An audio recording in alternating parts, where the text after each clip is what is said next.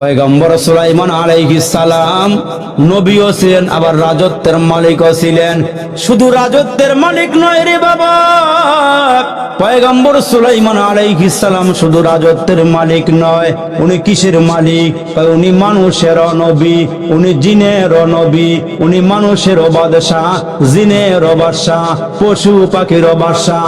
যেমন সুলাইমান পয়গম্বর বসে আছেন, হঠাৎ করে একটা চিল পয়গম্বরের সামনে আইসা ডাক দেয়া কয়, পয়গম্বর আপনি শুধু মানুষের নবী নন, আপনি শুধু জিন জাতির নবী নন, আপনি তো আমাদেরও নবী।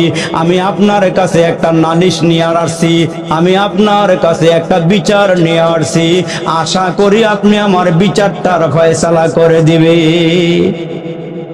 একটা চিল পাখি, আরে নবী তো পিঁপড়ার কথাও শুনতো। আল্লাহু আকবার, পশু পাখিদের ভাষাও উনি বুঝতো। আল্লাহু আকবার।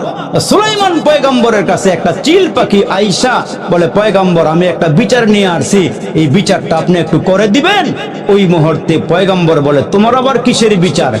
আল্লাহ নবী গো, আপনার তো রাজ সিংহাসন আছে, আমার তো কোনো সিংহাসন কিছু নাই, আমার তো ঘর বাড়ি নাই, আমার তো দালান কোঠা নাই। আছে? হ্যাঁ, পাখিদের কোনো বাসা আছে এমনি বিল্ডিং? হ্যাঁ, আপনার এলাকার ঘরের মতো ঘর নাই।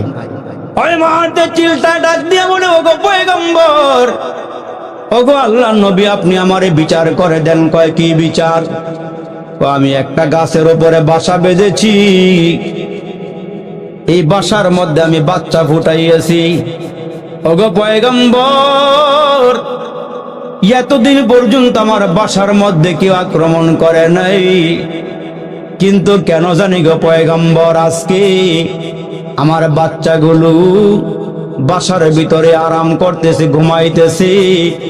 এই মুহূর্তে ওই গাছের মালিক গাছের মধ্যে উইটা আমার বাচ্চাগুলো নেওয়ার চেষ্টা করতেছে।